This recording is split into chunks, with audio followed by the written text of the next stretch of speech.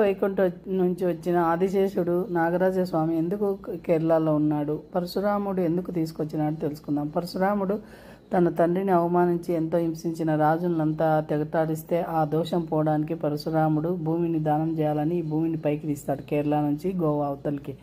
So ఈ ప్రాంతం అంతా ఉప్పుగా ఉంటే ఏం చేయాలంటే అప్పుడు చెప్తారు, విషం వచ్చి చిమ్మితే ఆదిశేషుని నాగులు అంటే అప్పుడు వచ్చి అందరు రిక్వెస్ట్ చేసుకుంటే ఇక్కడికి వచ్చి విషాన్ని చిమ్మి భూమిని మంచిగా చేస్తారు.